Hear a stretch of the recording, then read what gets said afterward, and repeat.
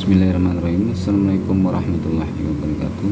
Baik, malam ini saya coba akan kembali lagi memposting video, dimana pada malam hari ini saya akan jumping ya, itu memposting mengenai rekap-rekap apa saja atau laporan-laporan apa saja yang diinginkan oleh klien kita RDF dengan aplikasinya RDF ya. Kenapa saya jumping ke rekap atau ke laporan? Maksudnya adalah agar programmer atau IT itu bisa dengan mudah ya, insya Allah mudah-mudahan bisa menarik benang merahnya ya. Nah, untuk laporan ini saya khususkan untuk di akun-akun ya, karena tetap nanti ada laporan-laporan yang lainnya, tapi yang jelas dengan akun-akun ini ya, itu berhubungan dengan yang lainnya seperti pembelian, penjualan ya, data-data barang, persediaan segala macamnya, itu sangat berhubungan sekali. Hasil akhirnya itu pasti ke akun-akun yang ada di sini ya. Jadi untuk malam ini saya akan coba ya, mudah-mudahan ini bisa memudahkan bagi programmer atau IT menarik benang merahnya ya, sehingga ke depan itu jadi lebih mudah. Oke, di sini laporan-laporan yang akan saya coba tampilkan itu jurnal ya, jurnal buku besar, yang keduanya, yang ketiganya neraca saldo, kemudian selanjutnya laba ruginya, kemudian neracanya, kemudian arus kasnya, dan ada perubahan modal ya. Bagaimana bentuk-bentuk tampilannya atau bentuk-bentuk rekapnya ya. Untuk jurnal ya, untuk jurnal itu seperti ini ya, tampilannya seperti ini. Jadi itu ada laporan jurnal umum, dan di sini ada periode, artinya periode ini bisa di input ya. Untuk periode hari ini ya berarti hanya satu tanggal yang dimasukkan, yaitu misalnya 1 November atau 30 November gitu loh. Oke, sebelumnya saya misalkan ada contoh kasus ya. Di sini contoh kasusnya misalkan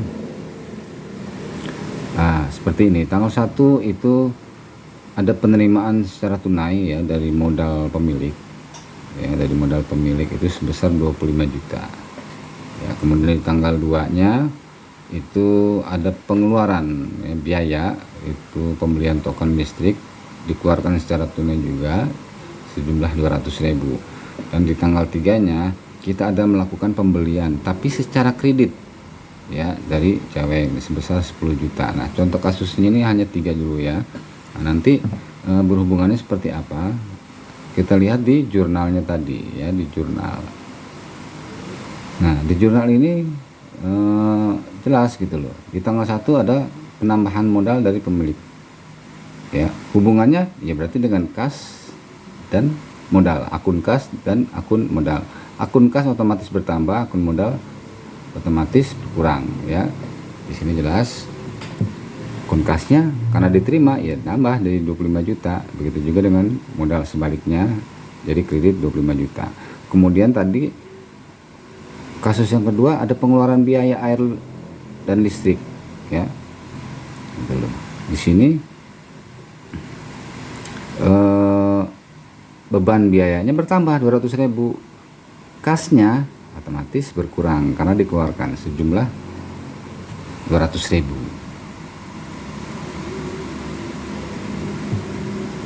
ya. Oke. Nah, kemudian di tanggal 3-nya tadi ada pembelian secara kredit ya dari bibit Jaweng dengan nomor referensinya sekian. Nah, otomatis persediaan barangnya ya akan bertambah senilai 10 juta. Tapi kita mempunyai hutang usaha itu 10 juta. Nah, itu untuk jurnalnya. Nah, kemudian bagaimana dengan buku besarnya ya, laporan atau rekap buku besarnya ya, seperti ini. Jadi sama ya, laporan buku besar ada periodenya, jadi itu bisa di input gitu loh, mau periode berapa lama, 1 hari atau periode tertentu.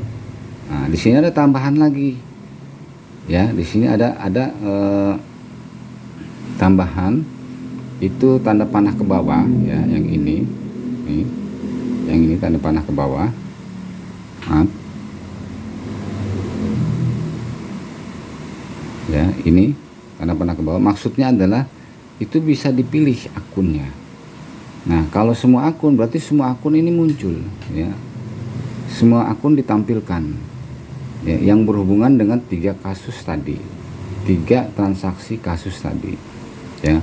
Di sini ada kas, persediaan barang, modal ya, dan biaya, itu dalam hal ini biaya listrik ya, itu dimunculkan semua kalau di sini dipilihnya semua akun. Tapi kalau misalkan dipilihnya hanya akun kas ya, di sini harus ada pilihan, ditekan tombolnya akan muncul, kita mau pilih yang mana kas, berarti nanti yang muncul itu hanya akun kas saja, yang lain nggak muncul. Begitu juga dengan persediaan barang, kalau misalkan kita pilih persediaan barang, yang akan muncul persediaan barang, yang lain enggak ya. Artinya ini bisa secara menyeluruh ditampilkan atau satu persatu akun yang ingin kita tampilkan ya. Tampilan buku besar seperti ini ya, mudah-mudahan nanti pihak IT bisa memahami ya. Tampilannya seperti ini, ada tanggal ya, keterangan. Nah di sini juga ada tambah modal, biaya, kemudian persediaan barang ya. Persediaan barang kok bertambah ya, itu karena ada kredit dari Caweng ya. Kasnya yang tadi pertama, oh ada tambah modal masuk ke debit, oh ada pengeluaran biaya air listrik masuk ke kredit pengeluaran, begitu ya. Modal sama, modal juga begitu 25 juta. Nah untuk beban biaya listrik ya, karena ada pengeluaran ya, berarti bebannya bertambah 200.000, begitu ya. Itu buku besarnya. Kemudian untuk neraca saldonya seperti apa tampilannya? Nah untuk neraca saldo itu seperti ini ya, sama dengan yang sebelum-sebelumnya, ada periode yang kita inginkan. Jadi periode mau 1 hari atau periode tertentu, di sini ada pilihannya. Nah tampilannya seperti apa neraca saldo? Itu semua akun di sini akan muncul kalau memang dia tidak nol ya, artinya ada nominalnya. Kas, oh dia jadi 24.800.000, dapat dari mana tadi? 25 juta dikurangin biaya listrik kan 200.000, jadi 24 juta. Jadi kas yang ada itu sekarang 24.800.000. Persediaan barangnya oh nilainya 10 juta ini ya. Kemudian utang usahanya berapa? 10 juta ya. Kemudian modalnya tadi yang ditambahkan dari pemilik ya, 25 sebesar 25 juta, biayanya 200.000. Nah tampilannya seperti ini untuk neraca saldo ya. Kemudian untuk laporan atau rekap yang lainnya, laba rugi. Nah untuk laporan laba rugi mana ya, seperti ini sama ya. Ada periode yang ditampilkan juga, yang diinginkan juga. Kemudian ada tambahan lagi ya di sini.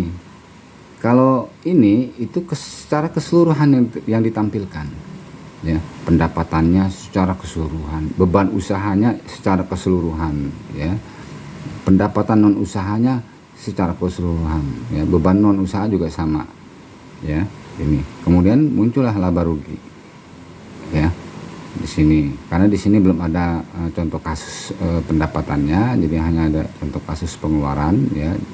Yang muncul ya beban, biaya, begitu ya, belum ada contoh kasus pendapatannya.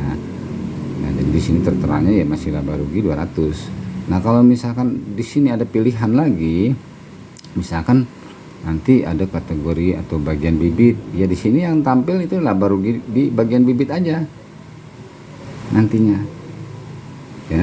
Kalau misalkan di bagian pakan ya, di sini hanya ada laba rugi pakan gitu ya, pendapatannya berapa, biayanya berapa nih, ya kan, dan laba ruginya berapa gitu ya. Kemudian penjualan, misalkan bagian penjualan atau barang dagangan ya, barang dagangan itu kan ada lele konsumsi, lele daging, lele PS atau lele sortiran, itu kan termasuknya barang dagangan ya. Nah, di situ berapa pendapatan usahanya di bagian penjualan, ini di sini munculnya ya, yang ini. Kemudian beban usahanya ya, nanti termasuk tuh beban usahanya ya, apakah nanti transport, akomodasi segala macamnya gitu loh ya, atau biaya listrik gitu kan, yang memang berhubungan dengan penjualan daripada barang dagangan gitu. Dan akan muncul di akhirnya itu laba ruginya ya. Artinya laporan laba rugi ini bisa dengan periode tertentu, bisa hari ini atau periode tertentu, dan juga per bagian atau per kategori atau per divisi ya, itu laporan laba ruginya. Nah, kemudian untuk selanjutnya itu neraca ya. Neraca itu secara keseluruhan, artinya antara aset dan kewajiban perusahaan itu harus balance ya, harus tahu perusahaan gitu. Makanya saya coba tampilkan sama itu pun dengan yang sebelumnya, ada periode hari ini atau periode tertentu ya, asetnya, kasnya ya, persediaan barangnya gitu loh. Nah, ini aset daripada perusahaan. Kewajibannya apa? Yaitu tadi, karena prinsip utang 10 juta ya kan, terus modal 25 juta, dan ada tadi masih kerugian 200.000 ya, belum ada penjualan, belum ada pendapatan ya. Artinya secara aset 34.800.000 ya, dan total kewajiban 34 juta, artinya balance, seimbang gitu ya. Jadi bentuk neraca seperti ini. Kemudian arus kasnya ya, seperti apa gitu, rekap atau laporan daripada arus kasnya ya, sama dengan sebelumnya, ada periode hari ini ya kan, atau periode tertentu pilihannya ya. Arus kas masuknya dari mana saja gitu ya. Untuk kasus ini ya hanya muncul di modal arus kasnya. Untuk keluarnya sama, untuk keluarnya ya tadi kasus tadi hanya biaya listrik aja yang tadi saya contohkan gitu loh ya. Jadi arus kas bersihnya berapa ya, tinggal 24.800.000 gitu loh, karena yang masuknya itu 25 juta, pengeluarannya 200.000. Nah, seperti itu bentuk arus kasnya ya.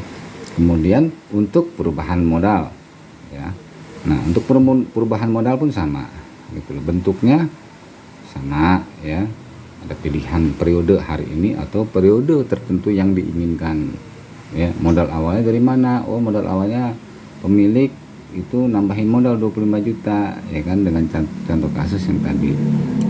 Nah, dari uang yang masuk ternyata udah ada pengeluaran sebesar 200.000 ya kan, yang notabene masih rugi gitu, karena memang baru biaya, belum ada pendapatan, karena memang contoh kasusnya seperti itu ya. Berarti modal akhirnya berkurang ya kan. Jadi bentuknya seperti itu.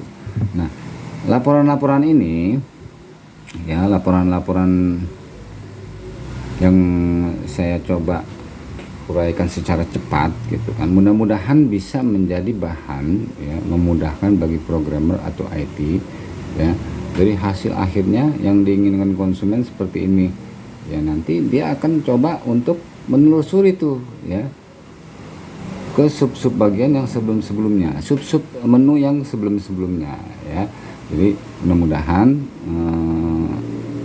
pihak IT, pihak programmer bisa menarik benang merahnya dengan adanya bentuk laporan atau bentuk rekap yang diinginkan oleh klien. Nah, saya buat seperti ini kenapa? Ya nanti agar memudahkan bagi si pemakai ya, si pemakai itu untuk lebih interface ya,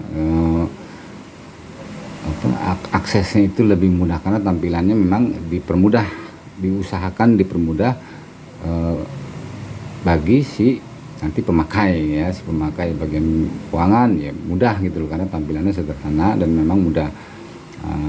Untuk bagian-bagian yang lainnya seperti produksi ya, nanti laporannya akan menyusul seperti apa gitu, laporan atau rekap di bagian produksi, terus bagian pembelian, bagian penjualan itu sama ya. Saya coba akan jumper dulu ya, meloncat dulu ke akhir, maksudnya biar ketemu ya benang merahnya ya. Mudah-mudahan mohon maaf ini ya, karena memang sangat cepat sekali saya penjelasannya ya, dengan durasi ya.